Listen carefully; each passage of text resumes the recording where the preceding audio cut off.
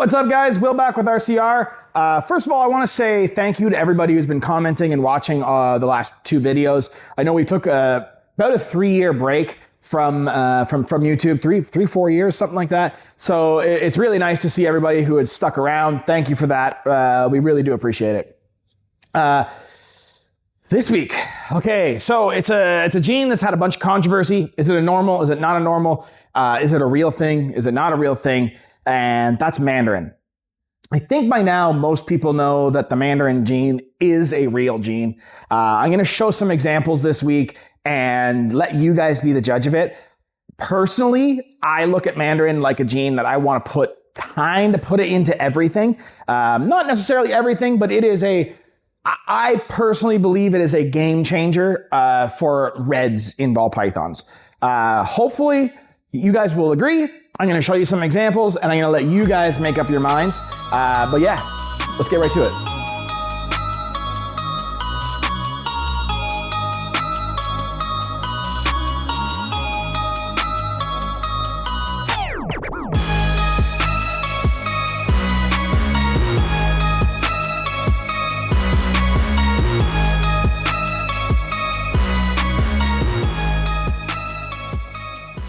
All right, guys, so we're going to start off with the Mandarin hypo. Now, unfortunately for this video, I really struggled with even making it because I actually don't have any straight Mandarins. So I don't have a base Mandarin to show you guys. I know it's kind of a first world problem, but in my opinion, Mandarin works with hypo. Like if you have Mandarin, it should be in hypo. Like it's just a match made in heaven. But a Mandarin hypo, to most people, you're going to see this and say, oh, that's a really nice hypo. Unless you are comparing it side by side with a hypo, it can be very, very easy to think that it's a straight hypo. I'm going to show you guys some adults hypos and adult Mandarins, and we're going to go through the differences between them. And then we're just going to layer on a few genes onto Mandarin and kind of go from there. But the base Mandarin hypo, it has a much more orange color, much more orange in the sides of the animal, in the sides of it, like right here.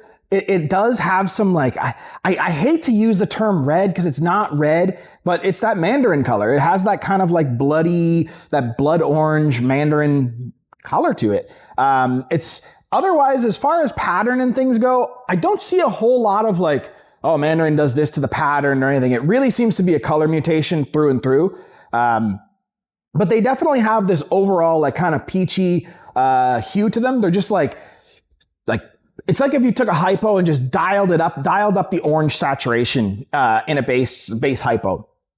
So we're going to move on to a few different, we'll show an adult hypo and adult Mandarin hypos and show you guys the difference between those before we move on to some combos. Okay, guys, so in this hand, we have an adult hypo. This girl is double het desert ghost clown. So she may even be a little bit brighter than a standard hypo. And then in this hand, we have the Mandarin hypo. So you can clearly see the difference in color between hypo and Mandarin hypo. I'm really excited for the Mandarin hypo. Where it really starts to shine is when you start to layer genes on top of it. On its own, it is a beautiful hypo animal, but really when you start to layer things onto it, that's when the magic really starts to happen. But I wanted to give you guys a quick reference between hypo and Mandarin hypo. All right, guys, so here we move on to a Mandarin yellow belly hypo. Also super pretty animal.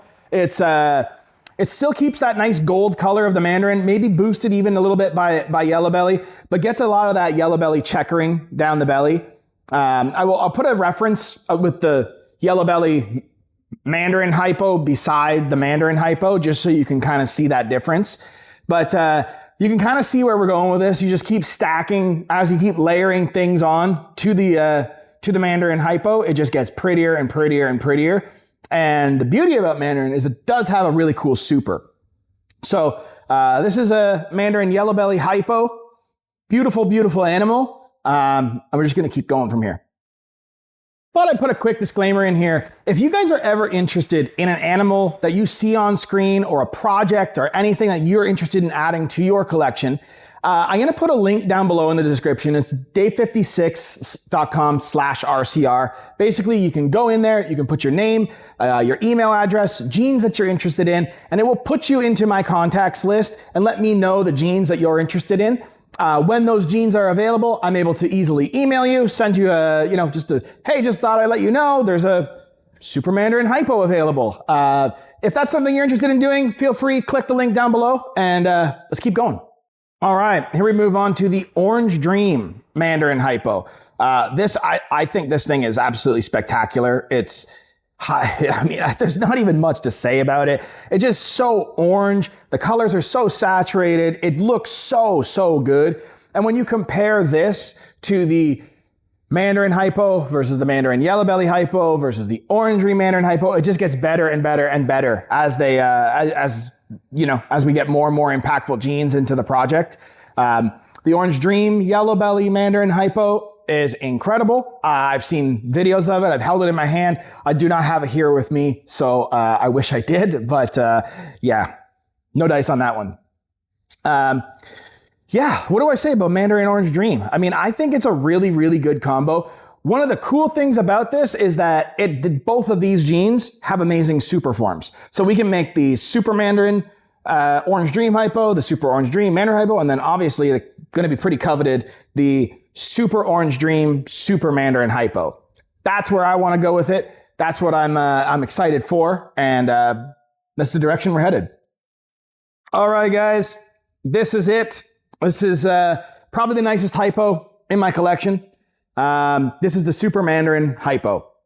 Now you guys can see, I'm sure you can see the difference between the Super Mandarin hypo and the Mandarin hypo. This is really I think for me, the end goal for this project. I think almost all the Mandarin hypos with the Mandarin project, almost everything that we make in the project, we want to be supers. It's sort of like Orange Dream in that way, where Orange Dream is great, Super Orange Dream, it's just better. It just looks nicer. It's more saturated, more orange, cleaner, everything. It's so hard to even really give you a description of this. It's got that like frosted black from the hypo. The oranges are so orange. And for this animal to have stayed this nice to this size it's incredible. It's an absolutely beautiful snake. Every time someone comes over and I show them this animal, it's always the same thing. Like, that thing is insane. How is it so orange, that big? It's just a beautiful animal. So I'm really excited about the Mandarin project. I think it has a mountain of potential. We're going to start to see some pretty neat Mandarin combos this year. Not just from me, but from lots of people across the industry. I think it's kind of been one of those things that has maybe been slept on a little bit. And I think people are just kind of waking up to it now. Hello. And yeah, regardless, let me know what you think of Mandarin.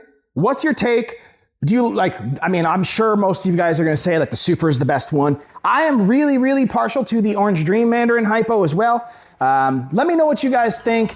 As always, thanks for watching, and we'll see you guys next week.